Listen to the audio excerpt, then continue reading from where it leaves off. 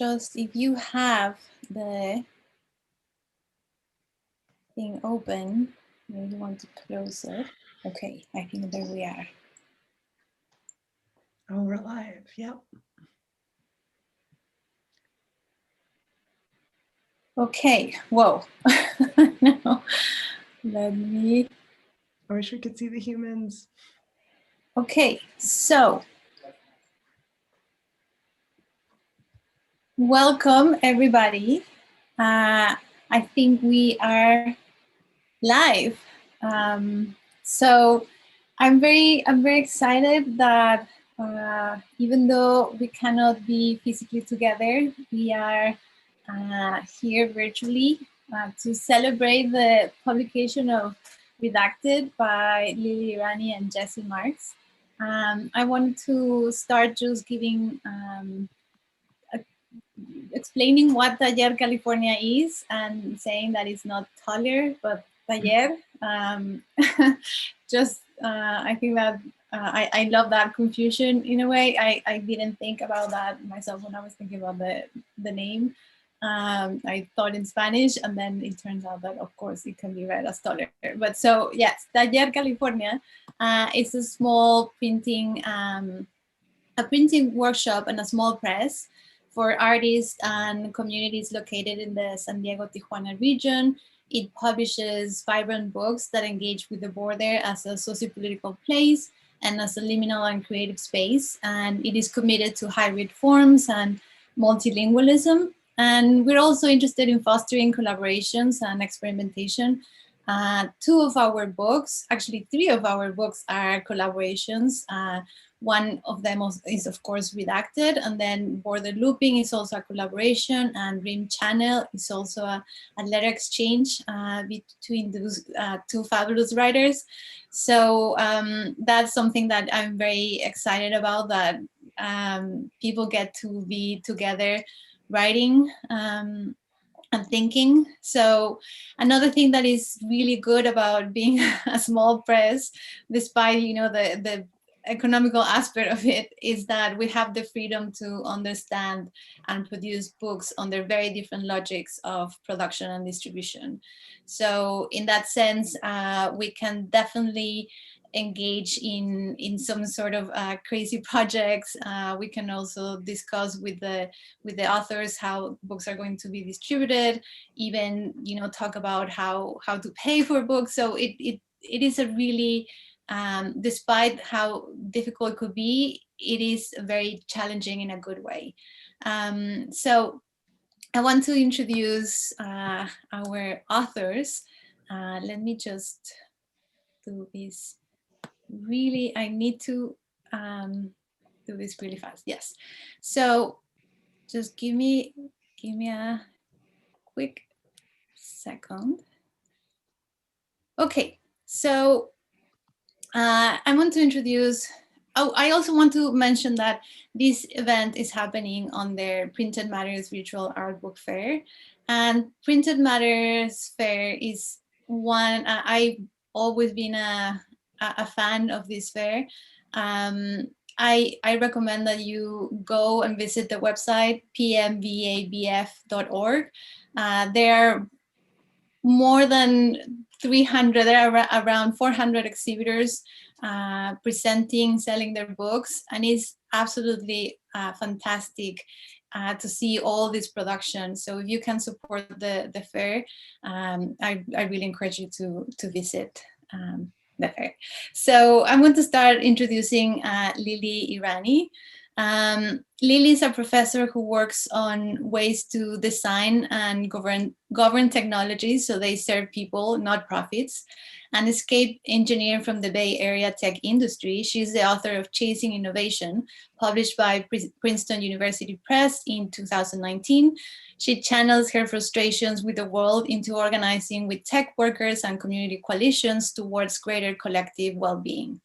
Now I'm going to introduce Jesse. Jesse Marx is a journalist who writes about politics and technology in San Diego, California, using public records to better understand how governments and private interests shape our lives. He spent the last decade at newspapers in the Midwest and on the West Coast. Before leaving his home state of Illinois, he managed an ice rink. So welcome, both of you, and I les cedo la palabra. Thank you. I'm going to jump in and just give a broad outline of the presentation that we're going to give to everybody real quick. We're aiming to do this in about 30 minutes, but at the last time I checked, Lily and I had typed up 12 pages worth of notes. So we're going to try to keep this on track. But at any point along the way, drop questions into the chat or send them to us, and we'll get to those in about 30 minutes. So the second half of the program will be more of a discussion, and the first half is going to be us kind of walking through what you should know about the book and what went into it and what our thought process was. Lorena, if you could cue up the presentation, the slides. Yes. I wanted to open up our presentation on the image of Lily and I at the January 29th, 2020 Public Safety and Livable Neighborhoods Committee. This is in San Diego. Before the pandemic happened, before life went to hell, and before we all lost our innocence, et cetera, et cetera. I should step back though for a sec. Lily and I actually first met in the summer of 2019 at a protest down at City Hall. I was there to cover it as a journalist. She was there as a participant in solidarity with people who were trying to put further restraints around a system of visual sensors, which is just a fancy way of saying cameras all around town. And so the two of us met there. I talked to her afterwards and we hit it off. And Lily and I, over time, developed a kind of source journalist relationship. I would throw things at her. She would give me her technical expertise on it. I would write stories. But then eventually over time, that professional relationship, it ballooned into a real friendship. And so this photo, on the next page, if you go to it, Lorena, this is kind of the moment in which Lily and our friendship, I think, solidified. It was at the Public Safety Committee about a year ago, and what it captured was basically the side eye that the two of us had given to each other, because the public officials who were there talking about policies to rein in their smart streetlight system had just claimed they had consulted with, oh, sorry, do we have a delay? There it is. So in this moment that you can see there, city staffers had just claimed that while crafting a policy that would help create oversight over their smart streetlight system, they had consulted with community groups, which just wasn't true. And so if it looks like a stink bomb blew up in that picture, it's because it kind of did between the two of us. So fast forward a couple of months after that, to last summer, we're all locked inside of our homes. We're all shit posting on the internet to get through this misery. And Lily and I would often throw public records back and forth at each other, and we would just laugh at the way that they were carved up, just completely obscured with black boxes and black lines. And eventually, actually, we have a couple examples that I wanted to show. If you go to the next couple slides, this is just kind of what we were looking at the time. Here's one from a federal document. And if you kind of go through a couple of those, Lorena, that'd be cool. Two of the documents that are actually included in here, interesting side note, had come from the federal government. And it still gives me a kick to this day because I was involved in a lawsuit against the FAA in order to get some of these documents out of them. And in one of the responses from the federal government, an employee had sworn that he was only going to make the minimal amount of redactions possible. And this is what he basically produced. It was just next to the useless. So I think if you go a couple further, you'll see the ones I was talking about specifically. That one's probably my favorite, by the way, because it's just grotesque.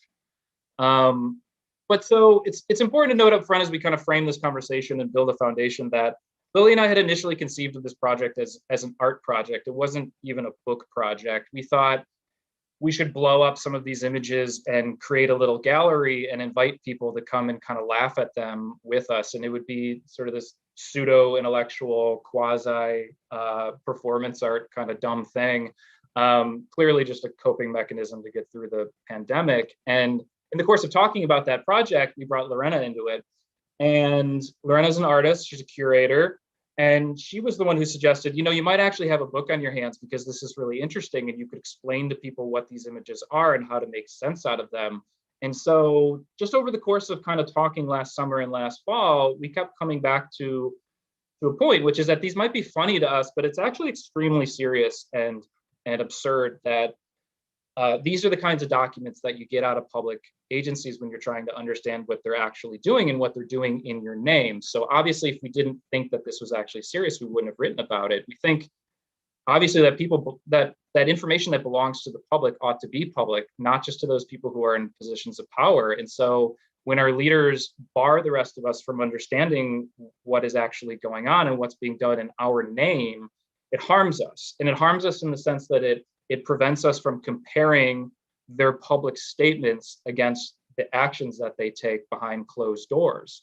Another thing I wanted to note real quick up front before we start getting into some examples is that there are things, Lilly and I would both concede that there are things that are worth keeping secret, right? We don't need to know the name of a victim of a crime. We don't need to know medical information.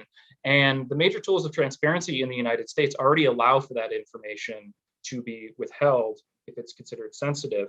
But the overarching point that we wanted to make in this book, and we chose examples to make these points, is that those exemptions are supposed to be used sparingly, but so often we find that they're not. We find that they're actually applied incredibly broadly and in a way that's intended to just conceal unflattering truths and motives.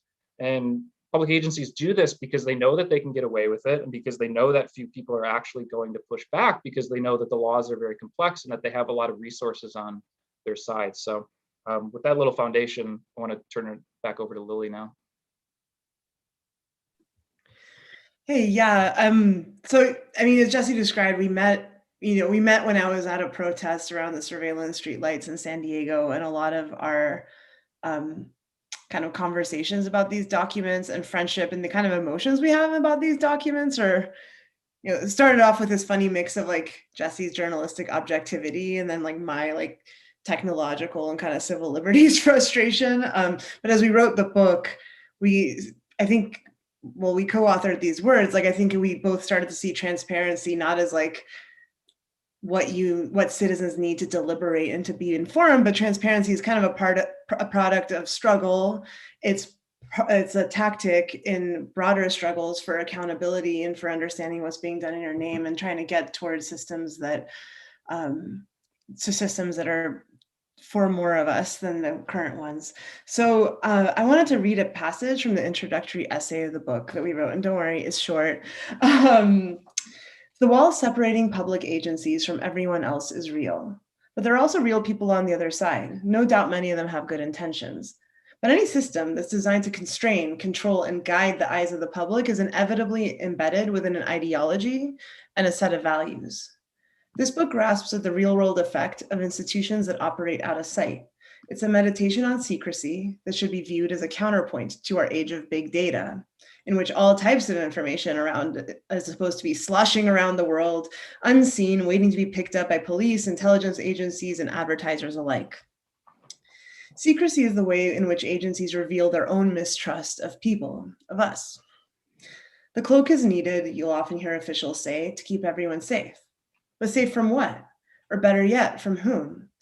Secrecy breeds its own kind of distress, encouraging a fear of the unknown that justifies new levels of authority in slow-moving but perpetual crisis. It's reasonable to look through a spyglass darkly and wonder with suspicion what's really going on. Secrecy and surveillance, Jesse and my obsession, are two sides of the same coin. Both stem from an attitude that people atop our institutions know better than the rest of us how to govern and structure society. Both engender mistrust and inhibit collective action. They engender mistrust by encouraging us to outsource responsibility for safety or our collective lives and our politics. And this inhibits collective action, not only by chilling our speech and association, but ceding authority to institutions we mostly do not participate in.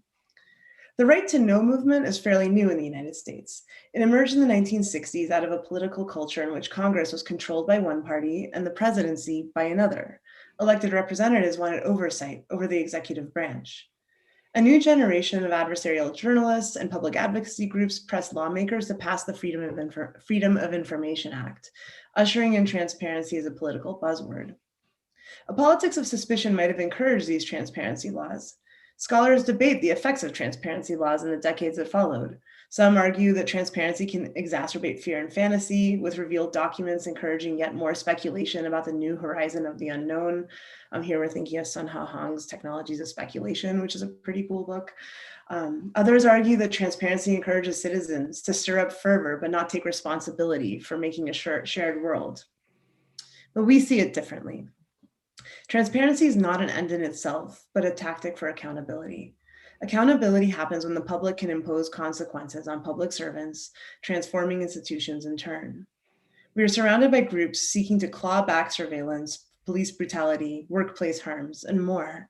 Transparency in this sense is not about individual citizens exercising their liberal rights to know and vote. It's about creating facts to build movements and even proposing alternative policies and practices. It's not a tool of fear, uncertainty, and doubt, but a tool collectively wielded to draw attention, build power, and demand that alternative policies get a fair hearing. So in this book, we consider public records as a cultural process, as a tool of scandal, as a piece of the democratic infrastructure. We hope they open a conversation about how to strengthen our public means of knowledge and tactical tools for self-government.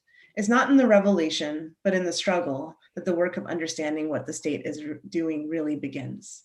And with that, I'll turn it back to Jesse so you can take us through an example and shit talk, and then I will then have an example in which I will shit talk. so we could shit post out loud. Yeah.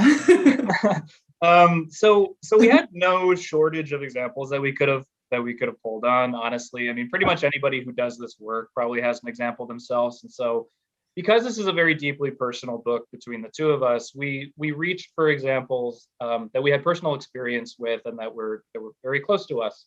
So the first one I wanted to talk about is the Sky Guardian project, which is the image that's behind me that's making me look like I have devil horns. This is a relatively recent example too, and this one actually started unfolding while we were writing the book, which was sort of interesting because we were kind of like writing in real time while some of this was new.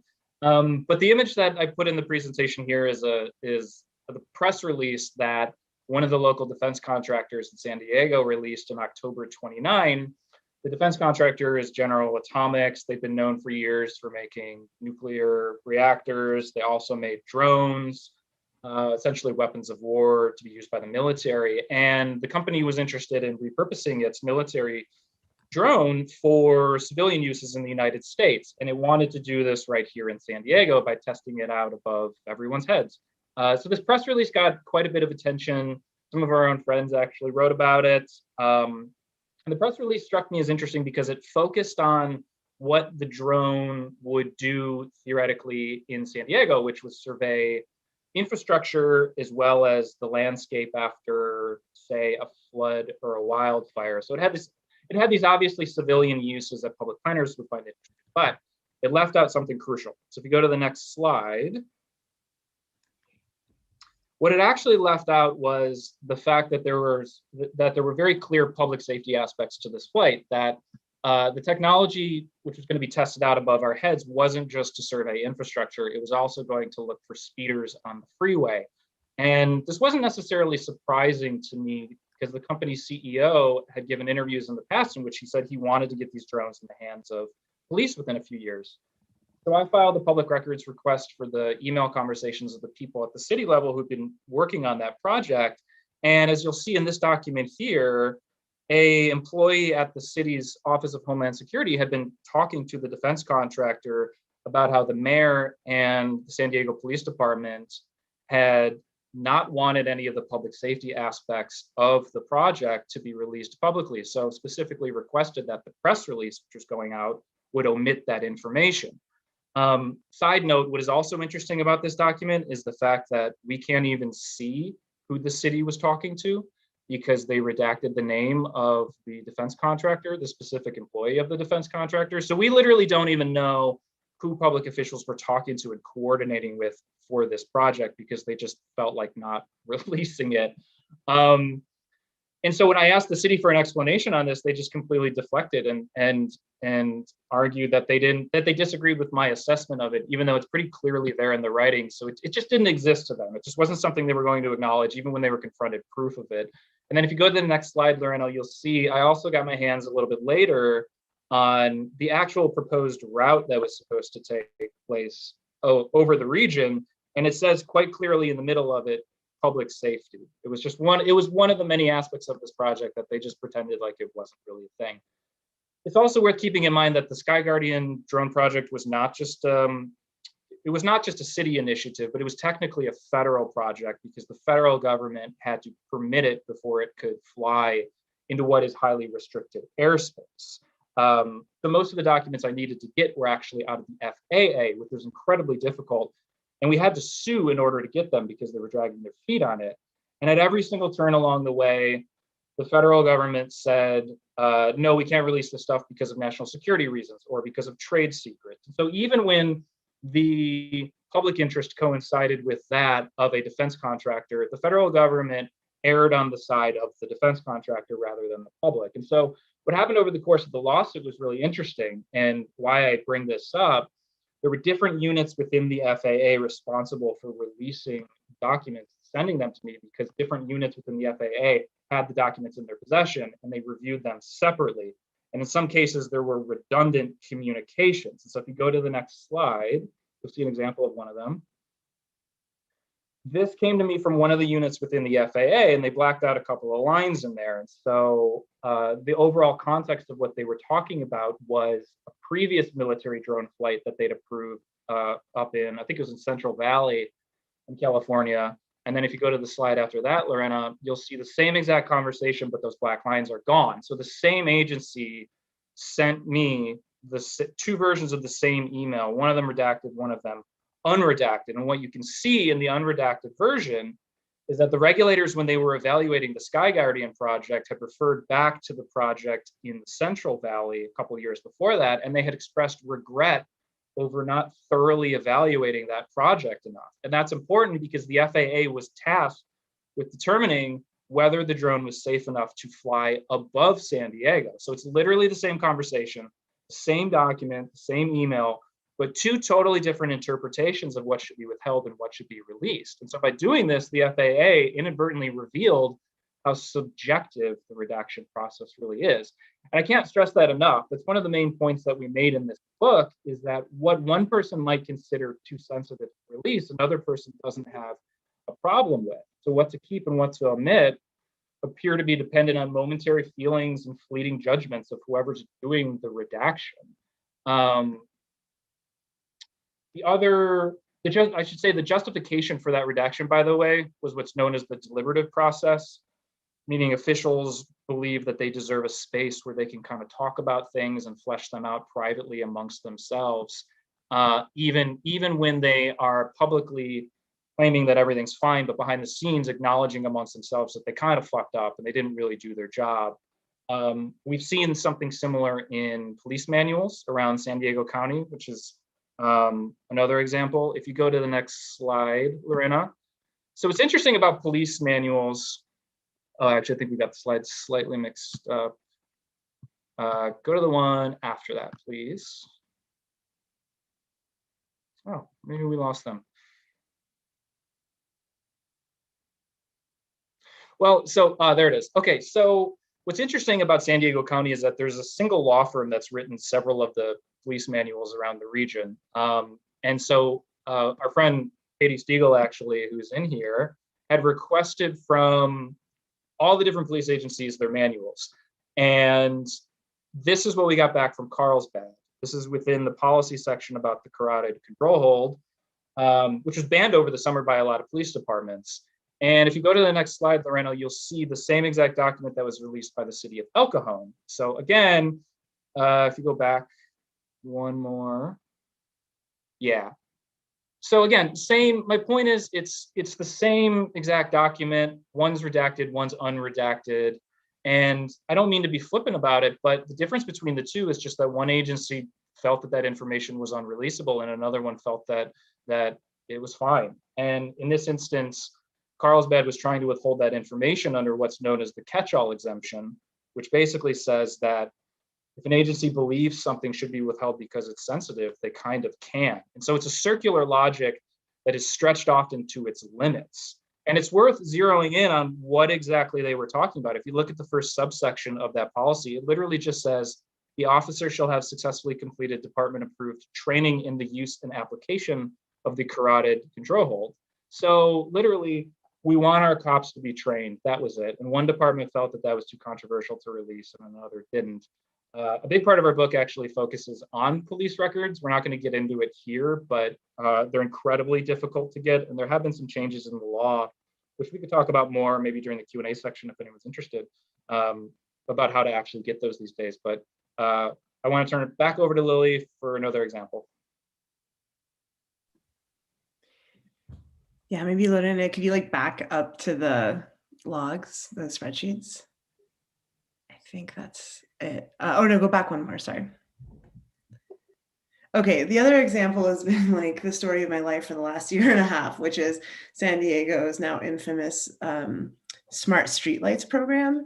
So the Smart Streetlights program was approved by City Council in 2016.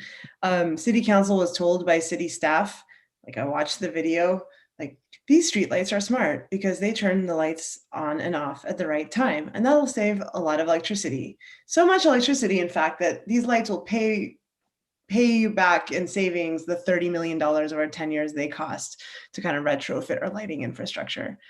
Now, what was like clearly known to the city staff at the time, but was not mentioned to City Council, was that these streetlights have cameras, microphones, artificial intelligence on like each of the little units that are installed on the streetlights that have the cameras to do things like count pedestrians, count parking spaces, count buses. So it was supposed to provide this kind of what's called metadata, like these like data about the video for things like city planning. The city wanted it to be empowering for entrepreneurs to build like tech apps and make a lot of money and make San Diego proud and like make us the next San Francisco or Seattle. And the city was like clearly advertising this to its kind of tech entrepreneur community, even while City Council actually had no idea, or City Council claimed, City Council did not discuss like that side of the technology.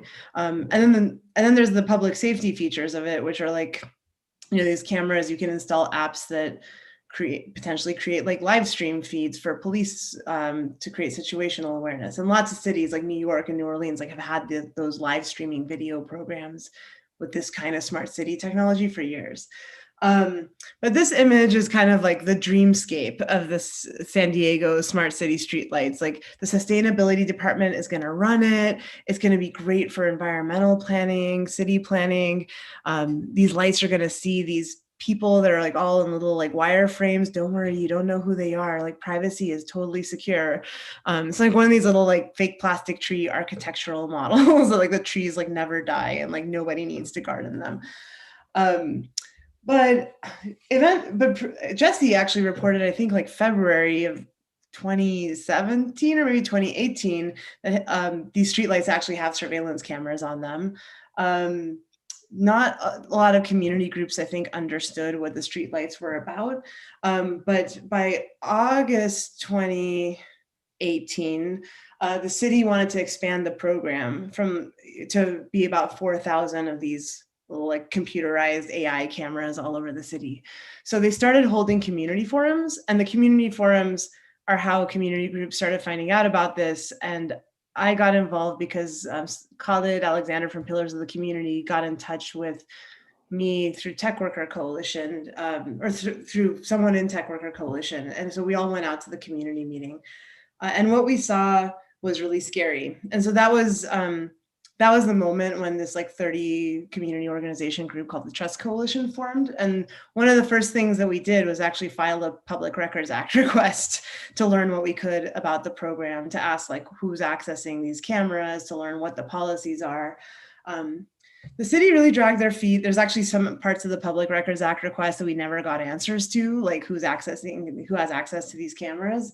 But as information, one of the pieces of information that started to trickle out, and this was partially because journalists like Jesse and like Katie Stiegel were doing Public Records Act requests, was that there's a log that's kept of all the street light, all the times that the police access the street lights. So if you go to the next slide. So this is a log showing, from August 2018 on, every time the police have access to streetlights, they're supposed to log it in this spreadsheet. So it's got a date, it's got a location, like an intersection or an address. It's got the offense that supposedly provoked the police accessing the streetlight cameras that City Council, I remind you, never discussed, and like whether it was helpful, whether the data was shared with anyone. Now, one of the first things is that when Jesse and others started reporting on this and community groups started raising a stink about it, we were assured by the city, do not worry. We only use the streetlights in cases of extremely violent crimes, like the worst crimes, murderers and rapists. Nobody likes murderers and rapists.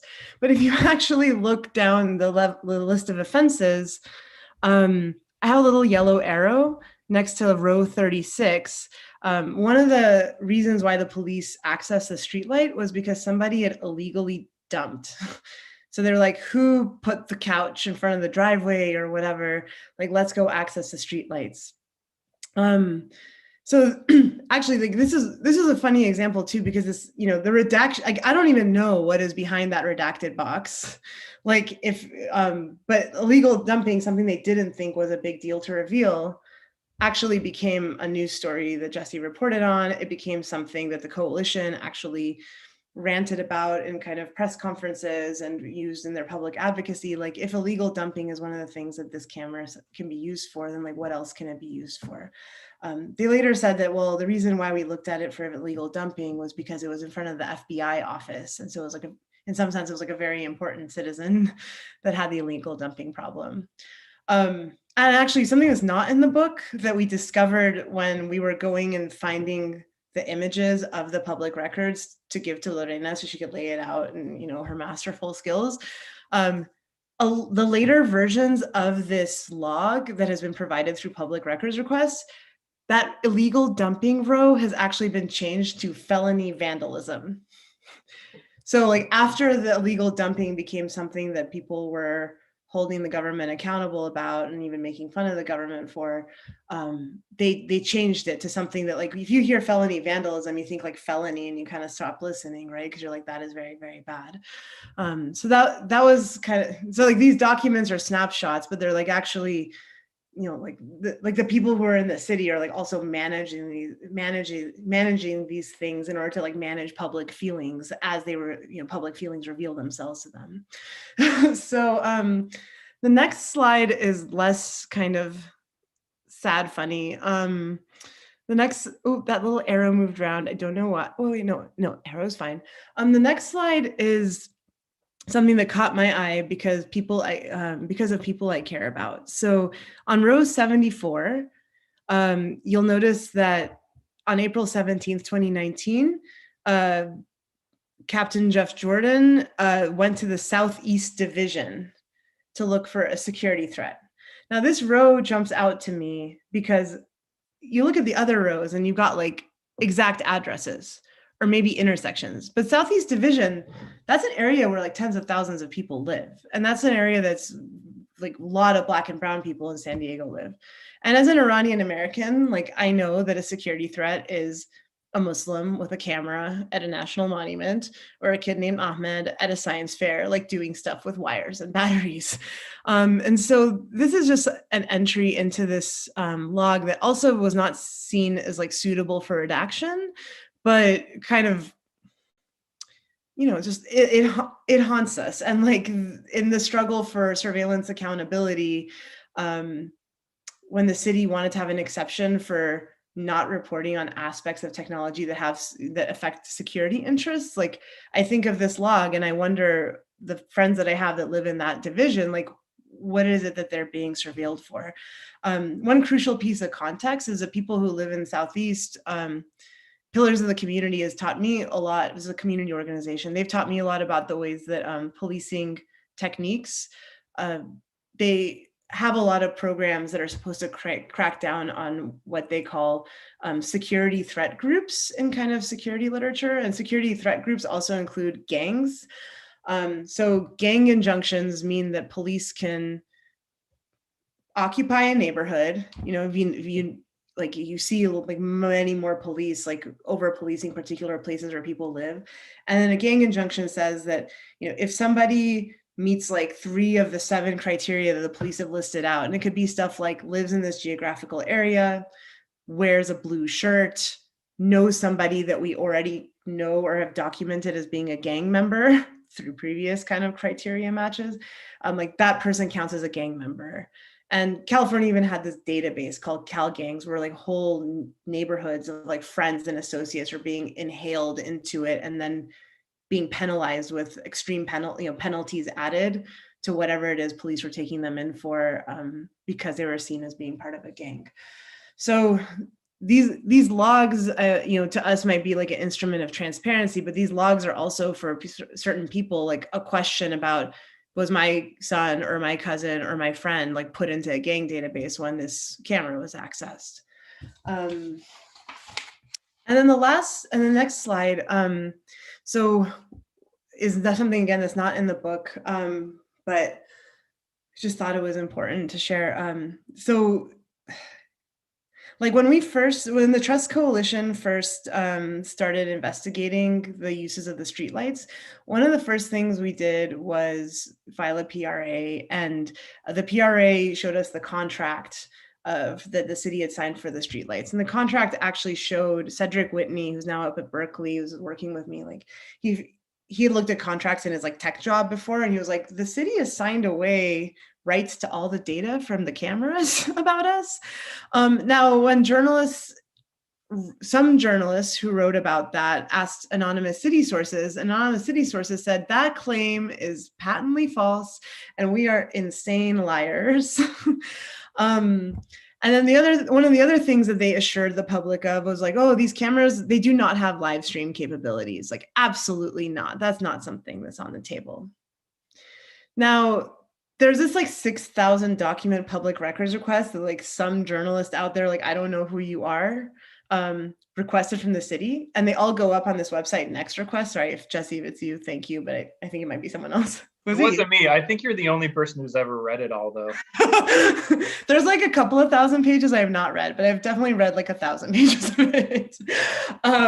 So this public records, so like all the public records requests that get made of the city of San Diego, and a lot of cities are like this, they go up on a website, so you too can go just browse around and fuel your informed paranoia.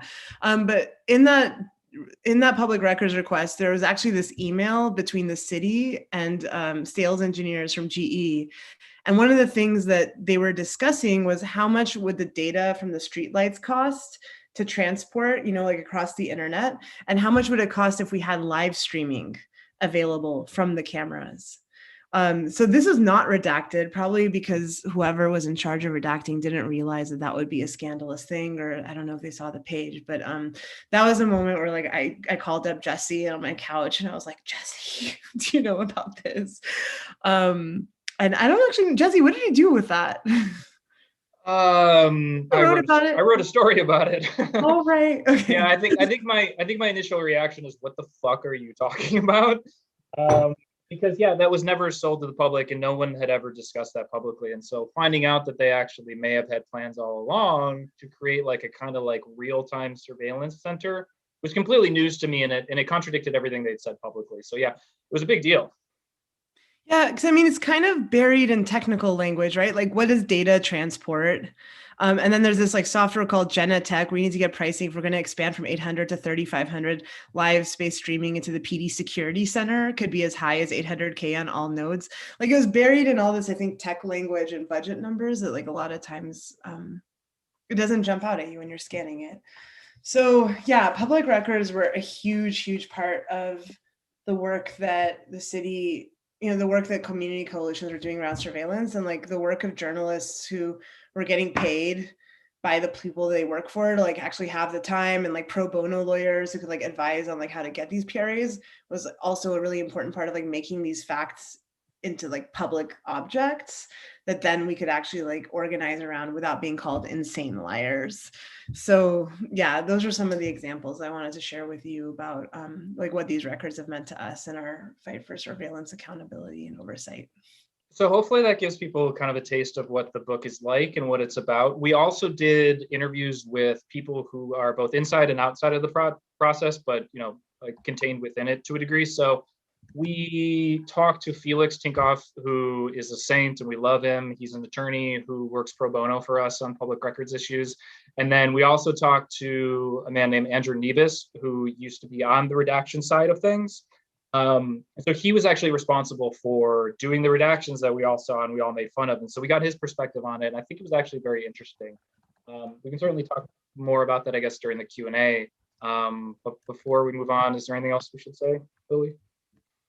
Well, we had talked about maybe doing the how-to stuff, but I actually feel like I touched on it a little bit with you can go to next request, but why don't we just thank our friends and do Q&A?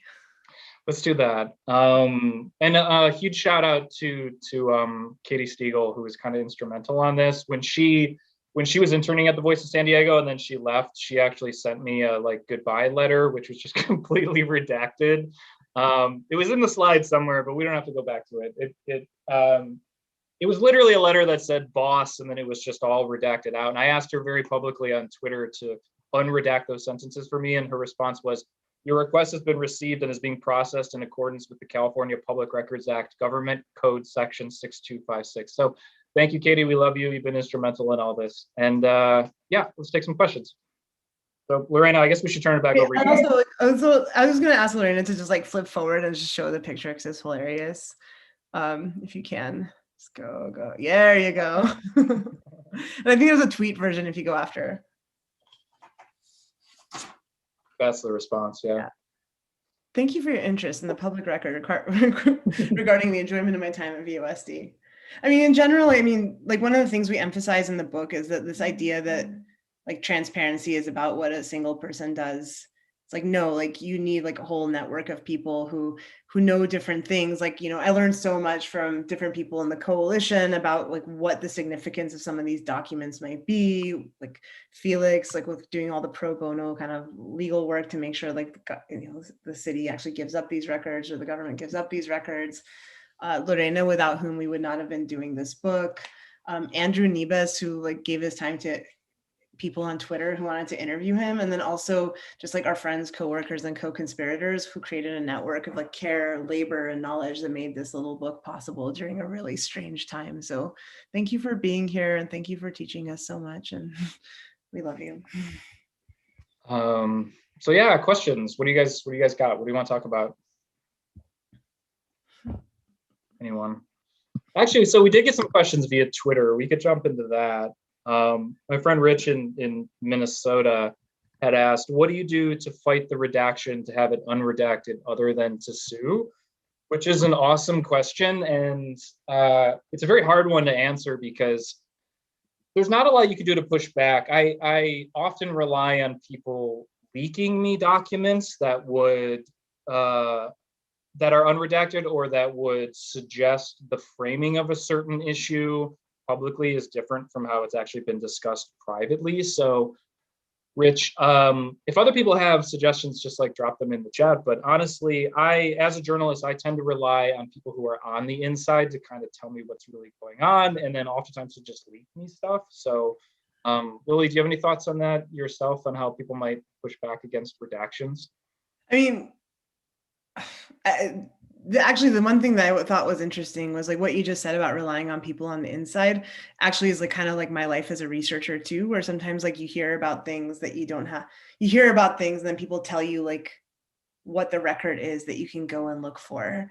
But yeah, I mean, in terms of pushing back on redactions, I don't know, like I've been dependent on, I don't work for a journalism organization. And so the hardest I fought the city was one where Felix Tinkoff heard me out And then he told me some judicious language to use to be like, the city was telling me that the public interest in not knowing about some smart cities policy was outweighed by the public's interest in knowing. And so then he was like, this is exactly how to attack it. I put that into a little box. And then when they refused to give it to me, he said, just write, I hope that by February 4th, you can give me the record. Otherwise, I might, I will be forced to litigate. And then that really loosened things up a lot. So you don't actually have to file the lawsuit, but having people in your corner who can tell you how to perform such that you have the ability to file a lawsuit is part of it. And that's something we write about in our book. Like, that's not fair.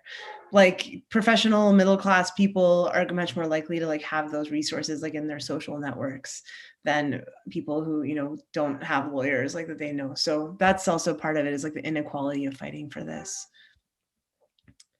There's another question in the chat from Saiba. Does the helpful, not helpful, critical column mean anything, or is it used in any important ways? So Saiba, I think you're asking about the streetlights access log. And I'd be curious what, Jesse, you think about this. To be honest, like the helpful, not helpful, critical, I feel like that column is about the police's judgment about whether accessing the streetlight data was helpful for their case. And to me, it seems like a sword that can cut both ways, because if there are a whole lot of line items that said like the streetlights are not helpful, then you'd have a case for saying, well, look, like the streetlights aren't even helping them solve cases. So like, why are we even paying for this thing? But when they say that it's helpful, then people who see the police as only helpful kind of can find fodder for their, to support, like giving more of these kinds of surveillance technologies for the police. So that's something that I do worry about. But Jesse wrote a story about another surveillance technology called ShotSpotter, where the police actually even said that it wasn't that helpful. It has audio microphones that can hear people's conversations. The company lies about it and says that it can't, but we know from courts that it can. And the police were like, oh, this is actually not that helpful. It has a lot of false alarms, but they actually renewed the contract. So I don't think we're actually dealing with a realm of like technocratic like logic here. Sorry, I got kicked out of there for a second. Where did we leave off, Lily? We were talking about the helpful, not helpful column in the streetlights log, and but how and I mentioned your ShotSpotter story where like the police actually admitted that it wasn't even that helpful, but they renewed the contract anyways. So like maybe trying to make arguments with logic and facts doesn't actually do the job. It's like you making facts that get people concerned and putting pressure, I think in my personal experience, is like what does the job.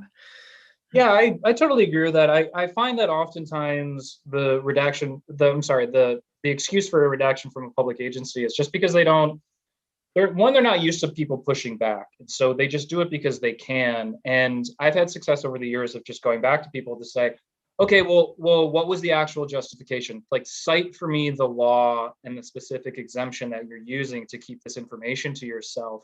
And sometimes agencies will just unredact it themselves and send it back to you because they were just hoping you wouldn't literally ask them about it. And the other thing I would say is that if you are going to make a threat to sue somebody, you better be prepared to follow through on that. Before I even get to that extent, I usually consult with somebody who's more knowledgeable in these types of things. And in this context, that would be somebody like Felix. And then I can go back to them and say, all right, well, you guys actually don't understand in the law what you're supposed to do. So like, for instance, people will say to me, well, we have that information, but we don't have it in a document form, so we can't give it to you. But that's bullshit. There are mechanisms you can pull in order to actually get information. And at least in California, public agencies are supposed to create documents for you to give you the information.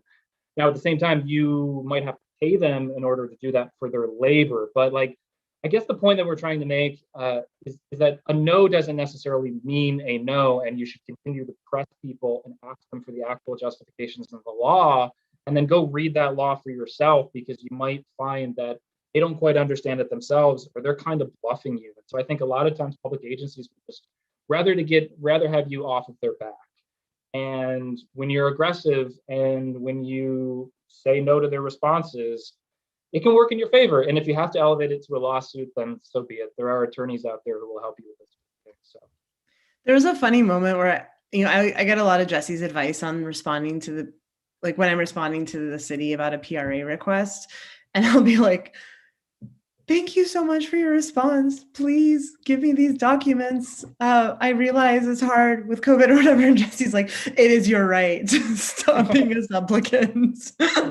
I mean, like to be clear, I'm pretty nice and respectful to the people up front, and especially if I want to maintain those relationships long term. But there's a point at which it teeters from like us being professional to like, okay, I see what's going on here and I understand what's actually going on here. And so like, I guess knowing the line between when to be respectful and polite and when to really push the envelope is an art form. It's not really a science, but again, just don't take their shit. That's like my advice.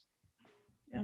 We have a couple other questions in the chat. So Katie's asking, is the catch-all exemption actually credible and does it stand up in court? Jesse? Yeah, it's that's a more technical question actually for a lawyer, because I don't know what the precedent is about around that in the courts. But I mean, the catch-all exemption is a real thing, and it's the bane of my existence. It's just literally the belief that you can hold things to yourself if you think that it's too sensitive to release publicly. I guess if Felix, if you're around, feel free to pipe in, because that's more of a courtroom question. Felix around, or Saint Felix. All right, so it looks like we got another question as well. Yeah. I was really interested in the drone case and wondering to what extent the border played into justifications for the project and what ultimately happened with that crazy flight plan. So that flight plan was ultimately rerouted to the desert because the regulators weren't convinced that the project itself was actually safe enough to fly above San Diego without what's known as a chase plane. So if General Atomics was willing to have a plane literally track the drone over the city, then they could do it. But the problem was General Atomics wanted to be able to show off its technology in a way that it didn't actually need a chase plane. It wanted to show that it could do that without having basically a babysitter in the sky. And that was important to them because they were in the market to sell drones to countries around the world, and specifically to other militaries around the world. So as we discovered in those emails we got out of the FAA through a lawsuit, the defense contractor had planned on inviting foreign diplomats to come view that project. So yeah, didn't actually wind up taking place for the reasons we discussed, because it wasn't actually safe enough to do here. If I can just have like a few sentences of ranting about the Predator drone project too, it's like, the thing that set of reporting that Jesse was doing made really clear is like you have a company, it knows how to build this incredibly expensive thing, and wars. I think Jesse, you reported this, like it was like wars are winding down in certain regions, like they need to find new uses for all that kind of production capacity they have, and so they're like, oh yeah, like maybe you could use it for catching speeders, or maybe you could use it for, I don't know, taking very high resolution surveillance imagery in the name of protecting critical infrastructures, but really is just going to watch like how all of us are moving around. There's a lot of this is not a book about surveillance, but a lot of what I see is like the growth of surveillance technology is, an immense surplus of the computational ability to like measure sense and image, and like trying to find new uses for it by selling it as like a promised solution to a lot of things that like actually have other solutions, like housing, food, like better relationships with your teachers, whatever. Yeah, like it's clear that a lot of those technologies that were developed overseas are coming home. And so the logic behind it has been, well, we're building them. Where else are we going to put them? What are we going to do with them? Okay, well, let's repurpose them for civilian uses in the United States. And the other interesting thing about the Sky Guardian project was that it coincided with a change at the federal level. The Trump administration had unilaterally rewritten one of its treaties to allow for the sale of military-grade drones to other countries across the world. And so again, San Diego had this place in this international conversation, which was opening up skies that wouldn't normally be available for defense contractors. It was aided by the Trump administration. It was aided by the city of San Diego's Homeland Security Office, and it was aided by the FAA. And so kind of the initial reason for doing that project and into looking into it is because all these different interests were coming together in one place, which happened to be my hometown. And that's what got me interested in it. That's why I started digging into it and discovered pretty quickly that the official narrative around it had been bullshit, and there were things that you weren't told about. So I guess if there's any lesson in that story whatsoever, it's that you should begin by asking yourself the same question, which is which issues, which projects are happening around me that I can dig into. And then you have to ask yourself, who's responsible for this? Who's overseeing this? Who has a stake in it? And then your next question is, how do I talk to them directly to get more information and to find out which documents they might have about it that would actually give me an unvarnished version of the truth, as opposed to the version of the truth that they've told you publicly. I mean, one thing I would add to that, though, is like, Jesse, you're a journalist, so you can say like, hi, I'm a journalist. I'd like to pick up the phone and talk to you directly. And like, even there it might be hard, but it's kind of their job to talk to you. Like, I'm sure if I was calling the FAA wondering about the drones over my head, they would not have the time of day for me. And so I think like from a non-journalist perspective, like the way I kind of approached these things was like going to, like a lot of times journalists will like link in their stories to documents that they're using to sort of source their stories. That can give you a clue about like how these government documents are structured and like what kinds of communications you might ask for. You can also go to like a public records portal that a lot of organizations have, where they post all the public records requests that they've responded to. And you can just start browsing around, search for keywords. Like that's how I found that like 6,000 page streetlights PRA. And that gives you a sense of the structure of the organization that you're trying to kind of get into to understand the issue that you're concerned about. And I think like the last thing would be like remembering that public records is really about records and not about knowledge. So if knowledge is like the understanding or the sense we make, like the story that we tell, or we come to understand, to try to understand what's going on, the record is like an artifact of a bureaucracy. It's like the email, the spreadsheet, like they're not, the government agencies are not obligated to like make sense of their own records to tell you a story. So, but you can try to think of like, well, if they were trying to do this, like what kinds of records might they have generated in the process? And you can ask for those. Lily, I think your point is a fair one, which is that I might already have relationships with some of the people who I will call up and just say, hey, what do you got? Can I get them? But I think it's also important to note that I don't necessarily have any more rights than anyone else does in the public, even though I'm a member of the media. And so I think people forget that, right? And so maybe in my case, it's just because I'm used to doing these things and I've done it before, but like wasn't born with this information. I had no idea what I was doing when I started, and I've been aided along the way just by people who've been willing to help me and give me advice, and also just by like, again, just not taking no for an answer, right? So like, it might be intimidating to call up your local clerk's office and say, what might you have? But like, remember, like they're supposed to do that. That's what their job is. And so if you encounter pushback, then don't be afraid to push back in turn. Do we have anything else? I think one upshot of all this, though, is like claiming your rights is a lot of work. And I think people who have studied like human rights and all that too, it's like, yeah, it's all right, but it's a lot of work. It takes a lot of resources, and it takes a lot of like people having your back. So let's have each other's back collectively as we kind of move forward. I think one thing that Jesse and I also wanted to invite, not just for now, but just into the future, is like we took really seriously Lorena's invitation to see the book as an opening to a dialogue and an opening to new kinds of collaborations, not just like a archive of information or knowledge. And so if anyone in the audience like has their own stories about PRAs, frustrations, rants, whatever, please like take the floor. Or approach Lorena, maybe like write your own book or post it to Twitter. We can start a hashtag redacted. Yeah, I think that's a good point, Lily, because we want to do more events like this. So if anyone wants to do that with us, we're totally open to it. Just reach out. Lorena? I think that's great. I mean, more books. Well, I don't know if I don't see any questions in both chats, so I would like to just maybe close with questions to you both, which is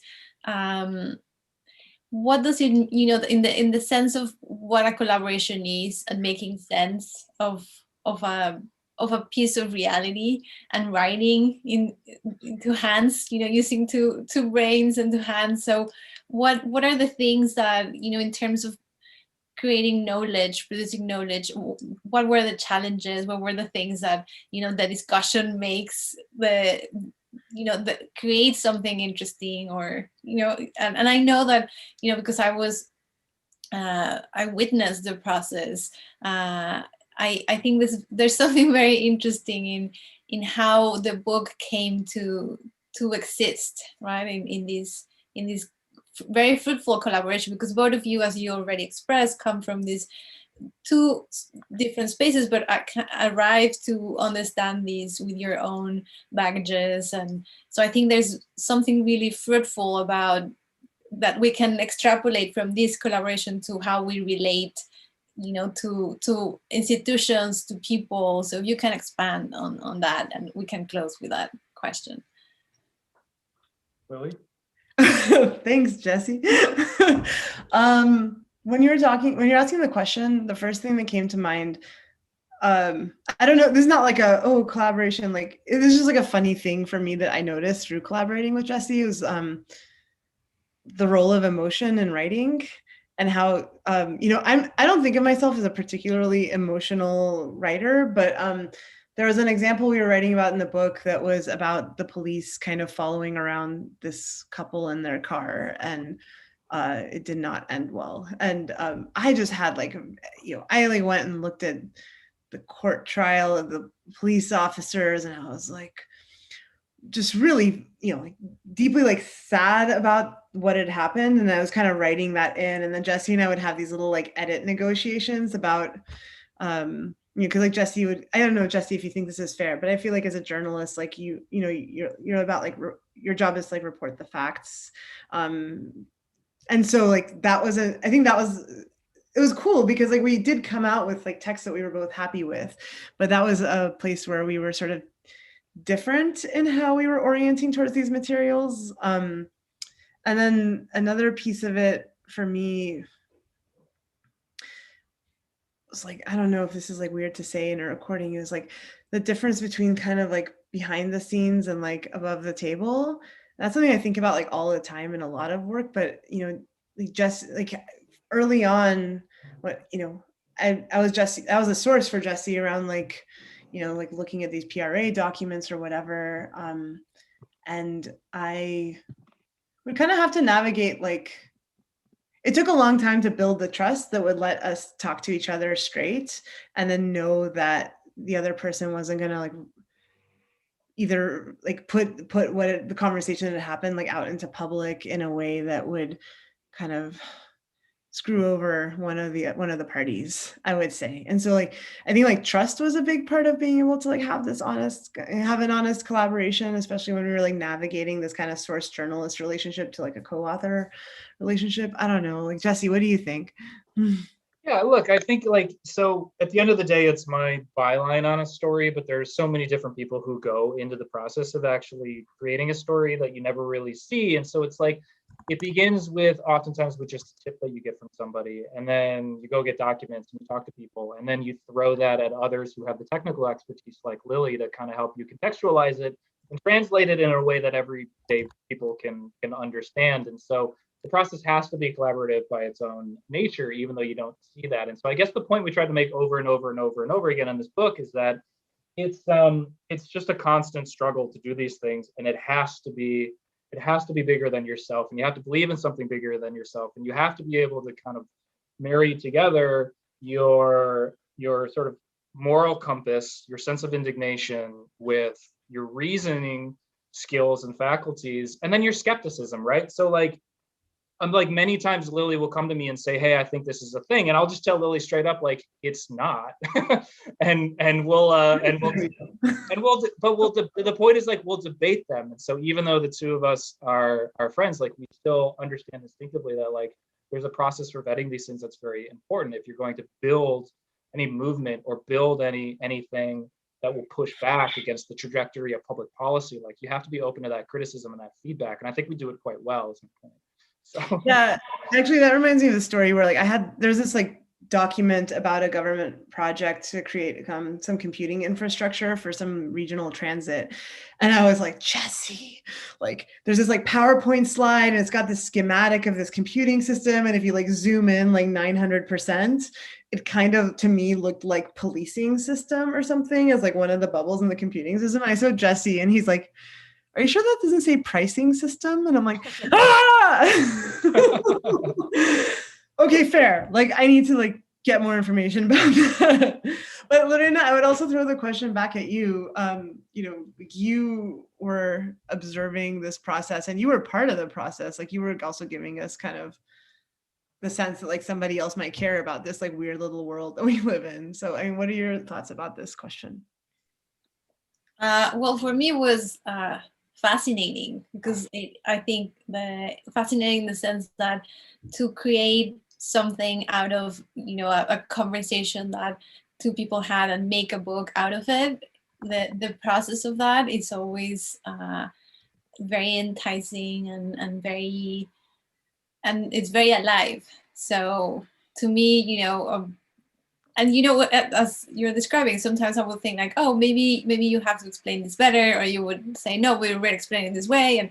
But I think all of these things, made the joy of making the book, like they amount for this really great experience. At least, this is why the book is out, because the three of us are believe that it will definitely help in some, even if in a small way, it will help people understand this better, start conversations, even though they're like very local. And I think part of the purpose of the publishing house is to talk about the community that we're in, right? So to really foster that and to allow for us to think about the space where we're at within different perspectives. So yeah, to me it was a joy working with both of you. I feel like part of it is like, yeah, working together and like having the sense of irony about what's happening to kind of get through the shittiness of some of the things we were writing about too. Like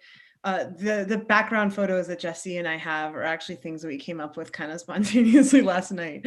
But I feel like if there's one thing to say, like San Diego, a city of bros that are high-fiving each other all the time while possibly destroying the world, like that's kind of what we're trying to get at. We're at the edge of empire here. Yes. Pretty much. Totally. Call San Diego where America keeps it real. So well, I'm going to drop my email in the chat. If people want to keep the conversation going, if you want to ask me questions, always happy to help and brainstorm ideas. Perfect, and we'll put it in the YouTube chat too. And so I want to thank you, all of you, both Lily, Jesse, and the audience. We wish we could be with you, having a mezcal, enjoying ourselves. So we'll eventually be able to do that. Meanwhile, I invite you to the other events that we'll have. Tomorrow we'll present Border Looping, also an amazing book by David Morrison Portillo and Rehan Ya. Also, on Sunday will present Mexipunks, an artist book by Ruben Ortiz Torres. So if I wish we could do like salud. I mean, we can do it, but exactly. So thank you so much, and it's so nice to see all of you. And if you want to unmute yourselves, just to say celebrate that there's another book in the planet. Jesse made a book, baby. Exactly. So thank you so much for your support, and we'll see you around. Yeah, thanks for being here, everyone. This is really fun. Thanks, everyone. Thanks, everyone on YouTube, too.